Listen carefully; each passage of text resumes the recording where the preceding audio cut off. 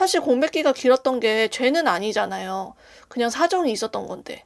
그걸 이제 면접관이 저에게 물어볼수록 그냥 쉬었음, 쉼을 당하고 있음. 이런 기사들 쉽게 접하게 되는데요. 그렇기 때문에 요즘 학과 졸업하고 스트레이트로 취업하시는 분들 보면 어떻게 준비했을까 더 대단하다는 생각이 들기도 합니다. 2025년 반도체 시장 분위기는 얼마나 안 좋은지 다른 영상을 통해서 수차례 이야기를 드렸었고요. 현실적으로 기업들의 직접적인 투자들이 원활하지 않아 긍정적인 면만 보기는 어렵다고 이야기를 드렸어요. 취업은 생존입니다. 커리어는 사실 그 다음의 문제고 생활과 연결된 현실적인 문제잖아요. 당장 돈이 없으면 부모님이나 주변에 손을 벌려야 하고 더 눈치도 보이게 되고요. 저도 취업할 때를 생각을 해보면 정말 구질구질한 일도 많았고 하소연하고 싶었던 일들도 많았던 것 같아요. 예를 들어 점심 한 끼가 왜 그렇게 비싼지 취업 전에는 먹고 싶은 햄버거보다 그냥 싼 햄버거 먹고 그랬거든요.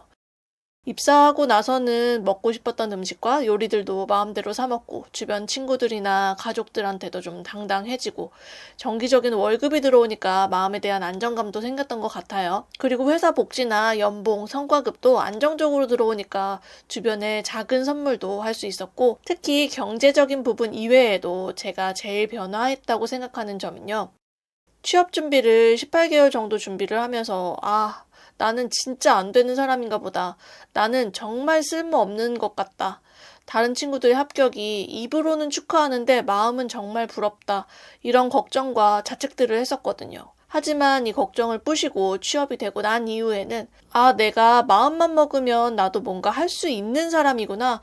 나도 될 수 있는 사람이구나 하는 자신감과 자존감 회복이 좀 됐었던 것 같아요. 저처럼 취업이 장기화되고 있는 어려운 상황에서 여러분들이 어떤 점을 주의하셔야 하는지 제 경험에 빗대어 이야기를 좀 드려볼게요. 제가 공백기가 길어지니까 면접에서 관련된 질문이 들어올 것 같다는 생각은 미리 예상을 좀 했었고요.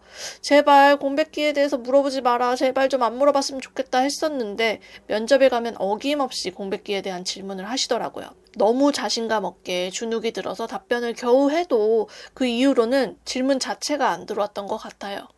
그렇게 간혹 들어오던 면접의 기회도 탈락으로 계속 실패하니까 정말 면접에서 떨어지면 저는 이불 덮고 며칠 누워 있었거든요. 그렇게 공백기에 대한 답변을 어떻게 해야 하는지 고민하던 중에 우연히 조언을 들을 기회가 있었거든요. 그분이 저에게 이런 말을 하시더라고요. 면접관이 공백기를 물어보는 건 너를 진짜 떨어뜨리려고 하는 게 아니라 그 사람이 정말 어떻게 시간을 보냈는지 궁금해서 물어보는 거다. 저는 그때 좀 뒤통수 한 대를 맞은 느낌이었어요. 그냥 내가 우선적으로 주눅이 들어서 나 스스로 잘못된 프레임에 나를 끼워 넣고 있었구나.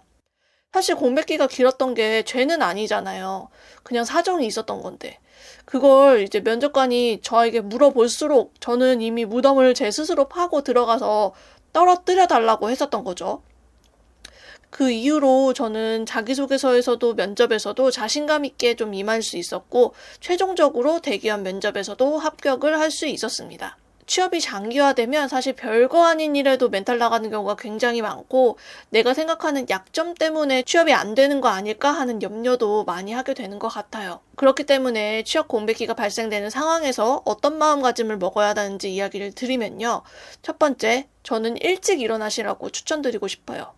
또 뭐 엄마가 할 법한 이야기를 하실 수 있겠지만 이거 진짜 모든 일의 기본 중에 기본이에요. 취업 준비 중에 나락가고 망하는 지름길은 늦잠 주무시는 거예요. 저 야행성인데요? 하시면 그냥 그렇게 하시면 되고요. 제가 이야기 드리고 싶은 부분은요.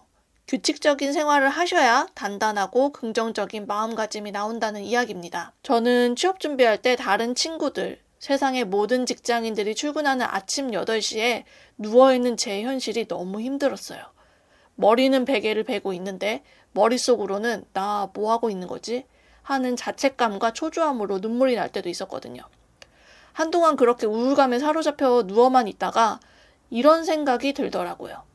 이렇게 누워있으면서 걱정할 바엔 차라리 자기소개서 쓰는 기업에 출근한다고 생각하고 이력서를 지원해보자. 이런 마음가짐을 먹고 나서는요.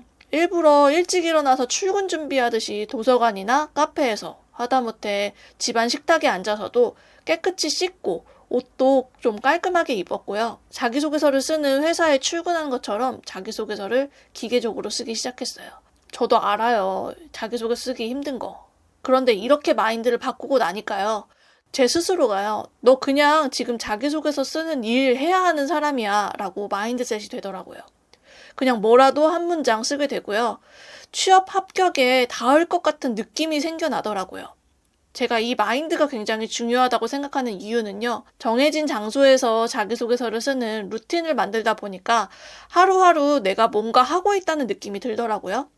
그전에는 그냥 하루 종일 지원 공고만 보다가 아니면 이 사이트 저 사이트 돌아다니다가 오늘 아무것도 못했네 하고 자책했었는데 내가 오늘 해야 할 일이 분명해졌어요. 이게 작은 차이 같아 보여도요. 내가 할 수 있는 사람이다라는 믿음, 나 스스로 지금 성장하고 있다는 감각, 이것들을 모두 하루하루 느끼게 해줬고요. 그 믿음이 쌓여서 100개가 넘는 자기소개서를 쓰고 수십 번을 탈락을 하면서도 두렵지가 않았고 간간히 잡혔던 면접에서도 자신감 있게 볼 수 있도록 변화했던 것 같아요. 공백기가 왜 길었어요? 라는 질문에도 조금은 담담하게 하지만 분명하게 말할 수 있게 되었어요. 그리고 두 번째, 취업 사이트의 카더라 정보는 그냥 참고만 좀 하시길 추천드려요. 취업 사이트 커뮤니티에 남아있는 친구들은 취업 후기를 남기고 합격한 학생들은 모두 떠나고 취업이 안 된 사람들끼리만 남습니다. 그렇기 때문에 그 커뮤니티를 이용하는 것은 미로 안에 함께 있는 사람들에게 미로 나가는 법을 묻는 것과 비슷하다고 볼 수 있겠는데요. 다 같이 방황 중인 사람들끼리 방향을 찾기에는 어려움이 있겠죠. 그럼 주변에 먼저 합격된 선배의 조언을 구하는 경우도 있으실 텐데요. 합격된 선배나 친구들은 입사하여 바쁘기도 하고 자신의 삶을 누리느라 매번 도움을 받기에는 어렵기는 해요. 그리고 친하다고 하더라도 어떨 땐 선 넘는 것 같기도 하고 냉정하게 말하기도 어려워서 두리뭉실한 답변을 받는 경우도 많습니다. 서로 주저하게 되기 마련이죠. 그렇기 때문에 저는 유료 서비스 추천드리는데요. 두 사람이 목적지를 찾아간다고 생각해 볼게요. 한 사람은 길을 갈 수 있는 방법, 실패 사례, 조심해야 되는 부분, 최근에 업데이트된 길로 안내받으면서 그 길을 찾아가고요. 어떤 사람은 그냥 자신의 감만으로만 그 길을 가야 한다고 생각해 보세요. 목적지까지 가는데 얼마나 답답하고 자신에게 의문이 들겠어요. 그러니 노하우와 빠른 길을 가는 효율적인 방법을 소액의 돈과 바꾸신다고 생각하시면 오히려 빠르게 취업을 해서 연봉으로 회수하겠다는 마인드가 좀 필요한 것 같아요. 유튜브 성공 후기를 통해 알 수 있는 한계가 느껴지신다면 자기소개서와 면접 탈락으로 자존감이 날아갔을 때 어떻게 하지 하고 초조해 하시는 것보다는 그 기회를 성공으로 빨리 바꿀 수 있다면 오히려 연봉 몇 천 얻으시는 거잖아요. 정보를 빠르게 알고 준비하는 것이 투자 효과가 차라리 있다고 생각이 듭니다. 그렇기 때문에 주변에 신뢰받지 못한 정보에 휩쓸리기보다는 공신력 있는 정보를 가진 전문가를 이용하는 방법을 생각해 보시면 좋을 것 같고요. 마지막으로 한 가지 더 이야기 드리고 싶은 점은 결국 가만히 있으면 아무것도 되지 않는다는 이야기입니다. 축구선수 제이미 바디 아시죠? 그는 20대 중반까지는 그냥 공장 다니면서 7부 리그에서 축구하던 선수였잖아요. 대부분의 사람들은 그 나이면 이제 프로는 무리야 라고 이야기했지만 그는 절대 포기하지 않았고 27살에 EPL에 데뷔했고 그리고 29살에 프리미어리그 우승 주역이 되었어요.